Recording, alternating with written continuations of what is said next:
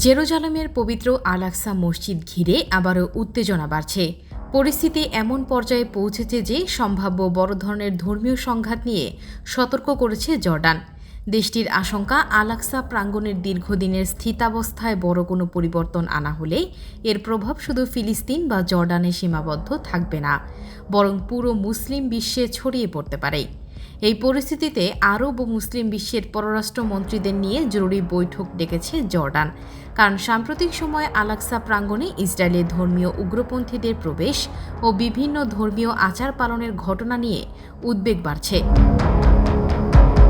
গত 23 জুলাই ইসরায়েলের জাতীয় নিরাপত্তা মন্ত্রী ইতামার বেন গভিরের নেতৃত্বে প্রায় 2000 ইসরায়েলি আল-আকসা প্রাঙ্গণে প্রবেশ করেন বলে প্রতিবেদনে উল্লেখ করা হয়েছে।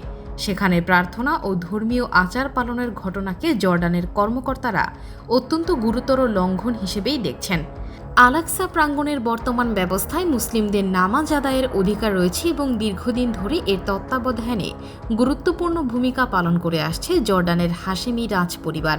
এখন জর্ডানের সবচেয়ে বড় উদ্বেগ, এই স্থিতাবস্থা যদি পরিবর্তন করা হয় তাহলে পরিস্থিতি দ্রুত নিয়ন্ত্রণের বাইরে চলে যেতে পারে। জর্ডানের পররাষ্ট্রমন্ত্রী আইমান সাফাদি সতর্ক করে বলেছেন, আল-আকসার বর্তমান অবস্থায় হস্তক্ষেপ একটি বড় ধর্মীয় সংঘাতের জন্ম দিতে পারে, যার প্রতিক্রিয়া ফিলিস্তিন ও জর্ডানের সীমানা ছাড়িয়ে পুরো মুসলিম বিশ্বে ছড়িয়ে পড়ার আশঙ্কা রয়েছে। শুধু আল-আকসা নয়, পশ্চিম তীরের পরিস্থিতিও জর্ডানের জন্য বড় উদ্বেগের কারণ হয়ে দাঁড়িয়েছে। দেশটির আশঙ্কা, পশ্চিম তীর থেকে বিপুল সংখ্যক ফিলিস্তিনিকে যদি জর্ডানের দিকে স্থানান্তরের চেষ্টা করা হয় তাহলে দেশটির অর্থনীতি, রাজনীতি ও জনসংখ্যাগত ভারসাম্যের ওপর বড় চাপ তৈরি হতে পারে। জর্ডান ইতিমধ্যেই জানিয়ে দিয়েছে, ফিলিস্তিনিদের জোরপূর্বক বাস্তুচ্যুত করার যে কোনো প্রচেষ্টাকে তারা রেড লাইন হিসেবে দেখবে। এর মধ্যেই ইসরায়েল ও জর্ডানের সম্পর্কেও নতুন চাপ তৈরি হয়েছে। প্রতিবেদনে বলা হয়েছে, গাজা যুদ্ধ নিয়ে জর্ডানের সমালোচনার পর ইসরায়েলের দেশটির পানি সরবরাহ কমিয়ে দিয়েছে, ফলে দুই দেশের মধ্যে আগে থেকে থাকা উত্তেজনা আরও বাড়ছে। জর্ডানের অভ্যন্তরেও আল-আকসা ইস্যুতে ক্ষোভ বাড়ছে।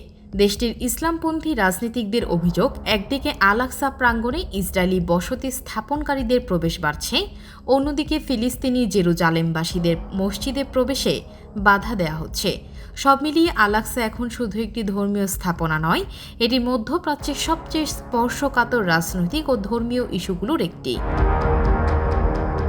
বিশ্লেষকদের আশঙ্কা, আগামী সেপ্টেম্বরে ইহুদি ধর্মীয় উৎসবের সময় যদি আল-আকসা প্রাঙ্গণে আরও বড় ধরনের উত্তেজনা তৈরি হয় তাহলে পরিস্থিতি দ্রুত বিস্ফোরক হয়ে উঠতে পারে।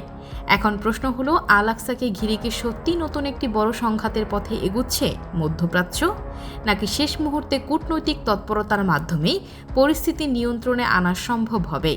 উত্তর নির্ভর করছে আগামী দিনগুলোতে ইসরায়েল, জর্ডান এবং ফিলিস্তিনিদের পাশাপাশি বৃহত্তর মুসলিম বিশ্বের অবস্থানের ওপর। তবে একটি বিষয় স্পষ্ট, আল-আকসার স্থিতাবস্থায় যে কোনো বড় পরিবর্তন পুরো মধ্যপ্রাচ্যের রাজনীতিতে নতুন বিস্ফোরণ ঘটাতে পারে।